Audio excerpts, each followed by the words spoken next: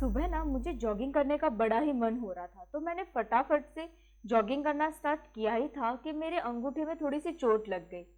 फिर मैंने सोचा अगर मैं इन सारी चोटों पे इतना ज़्यादा ध्यान देने लगूंगी तो आगे तो मैं एक्सरसाइज कर ही नहीं पाऊंगी। ये सोच के मैंने फटाफट से 10 राउंड जॉगिंग के पूरे कर लिए।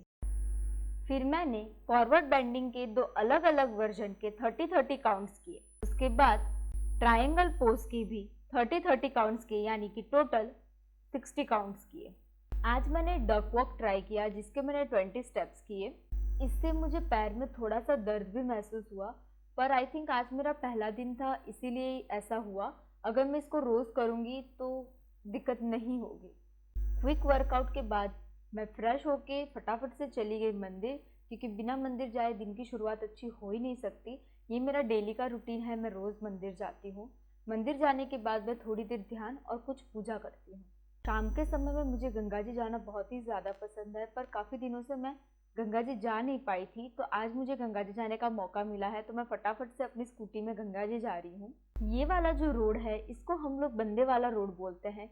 इसके लेफ्ट हैंड साइड में गंगा जी के बहुत ही सुंदर और साफ घाट बने हुए हैं, इसमें लोग आसानी से स्नान कर सकते हैं। मुझे भी शाम के समय में इन सब घाटों में बैठना बहुत ही ज़्यादा अच्छा लगता है। ये हम पहुंच गए परमार्थ घाट के नए वाले घाट पे, जो अभी कुछ ही महीनों पहले बना है। बहुत ही अच्छा घाट है ये भी। मुझे यहाँ आना बहुत ज़्यादा अच्छा लगता है क्योंकि यहाँ से गंगा जी का व्यू बहुत ही अच्छा दिखता है। मैं ज़्यादातर ये जो नीचे वाला पार्ट है वहीं जाकर बैठती हूँ, क्योंकि गंगा जी बिल्कुल नज़दीक महसूस होती है। हम जब भी स्नान करते हैं तब भी इसी वाले घाट पर स्नान करते हैं। कहते हैं गंगा जी के दर्शन मात्र से ही मनुष्य के सारे पाप धुल जाते हैं।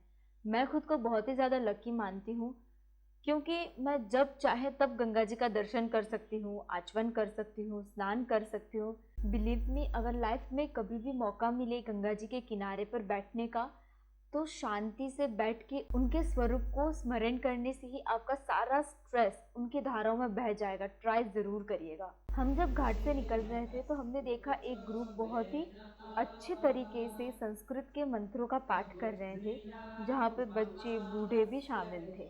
वो सब इतनी क्लियरली पाठ कर रहे थे कि ऐसा लग रहा था कि उनको पठन का काफ़ी अच्छा नॉलेज और प्रैक्टिस थी। ग्रुप के बीच में एक छोटा सा लड़का भी था जो अपने आसपास के बड़ों को देख के उनका ही अनुसरण करने का कोशिश कर रहा था। इससे मुझे ये समझ में आया कि अगर हम ही अपनी संस्कृति को नहीं फॉलो करेंगे तो हमारी आने वाली जनरेशन तो कुछ सीख ही नहीं पाएगी। इसीलिए मैं अपने सारे हिंदू भाई बहनों को कहती हूँ कि अपने सनातन धर्म का जितना हो सके प्रैक्टिस कीजिए, श्लोक का पठन कीजिए, पढ़िए, कुछ ना कुछ अपने धर्म में कंट्रीब्यूट कीजिए। घाट के बाहर ही हमें एक इतनी बढ़िया सी जुगाड़ू साइकिल देखने को मिली, जिसमें उन्होंने अपनी जीवन जरूरियात का सारा सामान रखा हुआ था एंड प्लाईवुड लगा के उन्होंने अपने सोने की भी व्यवस्था कर रखी थी।